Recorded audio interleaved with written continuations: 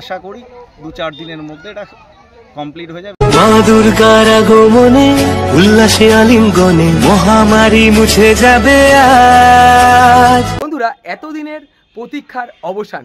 রানাঘাট কামালপুর অভিযান সংঘের মা দুর্গা প্রতিমাকে অবশেষে দাঁড় করানো হলো। এর থেকে আনন্দের আর কিছুই হতে পারে না। মানে কালকে সকাল 8:20 ট্রেন ধরে আমি গেছি।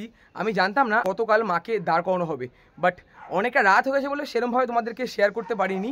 আজকে যেমন তোমাদেরকে দেখাবো মাকে যখন লোয়ার স্ট্রাকচারের উপর দাঁড় করিয়ে দেওয়া হয়েছে তখন কেমন লাগছে। তো চলো, আজকের ভিডিওটা খুবই আনন্দজনক ভিডিও, তাই ভিডিওটা একটুকু স্কিপ না করে তোমরা ভিডিওটা পুরোটা দেখো। তোমরা এখনো অবধি যারা আমাকে চেনো না, আমি কৌশিক, তোমরা দেখছো আনকাট কৌশিক ইউটিউব চ্যানেল। মা দুর্গার আগমনে উল্লাসে আলিঙ্গনে মহামারী মুছে যাবে। সিনেমেটিক শটের মাধ্যমে তোমাদের দেখালাম, আমি একটু দূর থেকে তোমাদেরকে দেখাচ্ছি। দেখো, বেশ দারুণ লাগে। লোহার স্ট্রাকচারের ওপর মাকে দাঁড় করানো হয়েছে। আমি আস্তে আস্তে করে সামনের দিকে এগিয়ে চলে যাব। কালকে যেমন তোমাদেরকে দেখিয়েছি এই যে বডি স্ট্রাকচারগুলো, তাই আজকে আমি দেখালাম না। আমি আস্তে আস্তে করে সামনের দিকে এগিয়ে চলে যাচ্ছি। এর থেকে আনন্দের আর কিছু হতে পারে না। তো চলো আস্তে আস্তে করে সামনের দিকে এগিয়ে চলে যাই এবং তোমাদের সাথে সম্পূর্ণটা শেয়ার করি। কেমন লাগছে অবশ্যই কিন্তু কমেন্ট করে জানাতে ভুলো না বন্ধুরা। হাতের পিঠে পড়লো কাঠি, পুজো হোক জমজমাটি, নতুন সাজে চলে আসলাম মাতৃ প্রতিমার ঠিক সামনে। কালকে 11:30 থেকে 12টা বেজে গেছে মাকে ক্রেনে তুলতে, তাই সেরমভাবে আর দেখাতে পারিনি।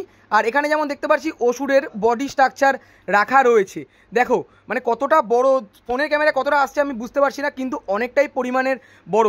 আর যেটা তোমাদেরকে দেখাতে পারছি, আজকে মানে খুবই আনন্দের একটা দিন। কামালপুরের বড় দুর্গা দাঁড়িয়ে গেছে, বেশ দারুণ লাগছে। এদিকেও যেমন অনেক অনেক বডি স্ট্রাকচার পড়ে রয়েছে এবং মায়ের যে অর্ধেক যে বডি স্ট্রাকচার, সেই বডি স্ট্রাকচার এখানে রাখা রয়েছে। এখনও কাজ অনেক বাকি রয়েছে, যখন কাজ হয়ে যাবে এই স্ট্রাকচারও উপরে উঠে যাবে।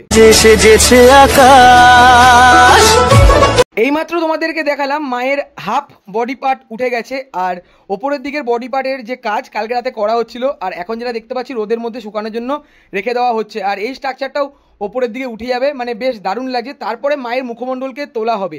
দেখো বেশ দারুণ লাগছে কিন্তু ব্যাপারটা দেখতে। আর যখন পুরো কাজটা কমপ্লিট হয়ে যাবে তখন কিন্তু দেখতে আরও সুন্দর লাগবে। মায়ের বডি পার্ট তোমাদেরকে দেখালাম। চলে আসলাম মা দুর্গার মুখমণ্ডলের ঠিক সামনে। বিগত দিন যেমন মায়ের চক্ষুদান করা হচ্ছিল, তারপর কালকে আবারও চক্ষুদান করার পর এখন যেমন দেখতে পাচ্ছি শুকানোর জন্য রেখে দেওয়া হয়েছে। মানে বেশ দারুণ লাগছে কিন্তু মোটামুটি কমপ্লিট হয়ে যাওয়ার পর। এর ওপরও হয়তো এখনও কাজ করা হবে, তখন দেখতে বেশ দারুণ লাগবে। সুজাতা, কেমন আছো? ভালো। আচ্ছা, আগের বছর যেমন আমরা দেখেছিলাম বড় দুর্গা হওয়াতে বাধাপ্রাপ্ত আমরা হয়েছি, আমাদের অনেকটাই কষ্ট হয়েছিল। এবছর যেটা দেখতে পাচ্ছি বাধা নেই এই মুহূর্তে। দেখো গত বছর বাধার পরে যেটা আসছে কি, আমাদের দেখো যে আমাদের শাসক দলের নেতৃত্ব এখানে এসেছিল, পরে আসার পরে তারা একটা কথা আমাদের এখানে দিয়ে গিয়েছিল যে পরের বছর আমরা দিচ্ছি। তো সেইভাবেই আমরা কি হয় সবার কাছেই পৌঁছাতে সবাই উচ্চ নেতৃত্বের কাছে পৌঁছায়। তো তারপরেই একটা আসে কি একটা যে দেখো মানুষের সেফটি সিকিউরিটির ব্যাপারটাও একটা আসে।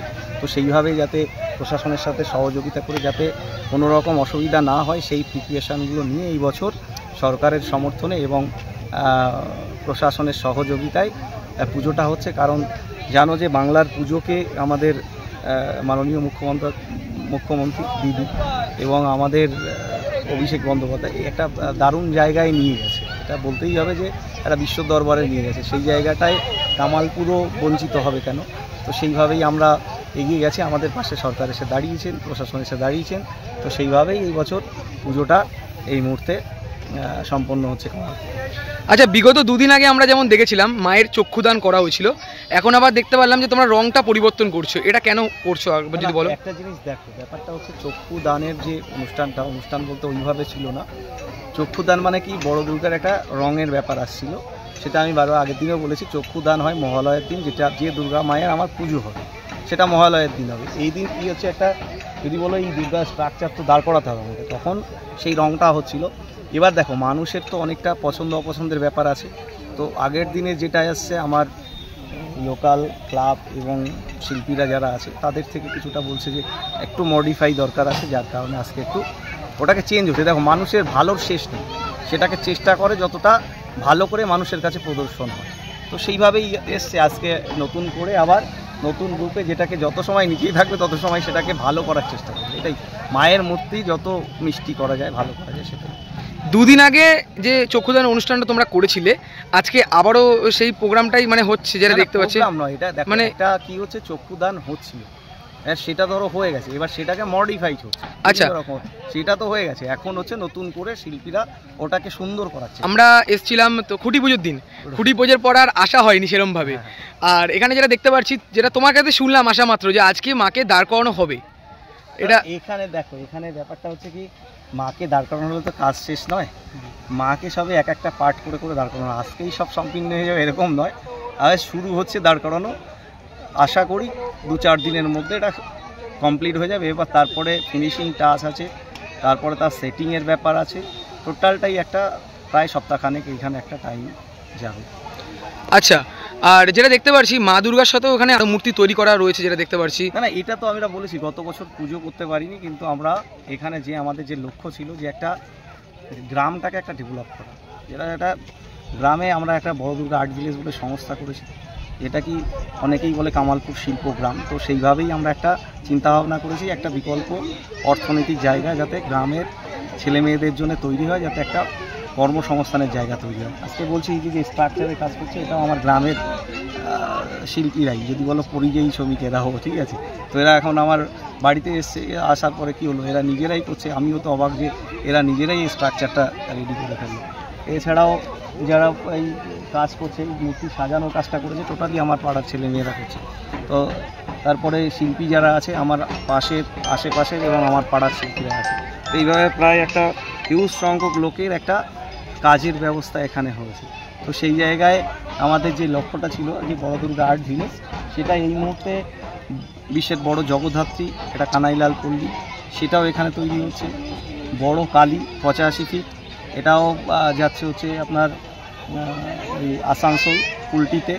তারপরে যাচ্ছে হচ্ছে আপনার 42 ফিট এখানে এই বিবেকানন্দ সংঘ সিরিন্দায়, আর হচ্ছে তোমার আর একটা হচ্ছে চাকদায় যাচ্ছে, একটা মহাদেব যাচ্ছে 75 ফুটে, তারপরে একটা সরস্বতী আছে কল্যাণী ITI-এর পাশে।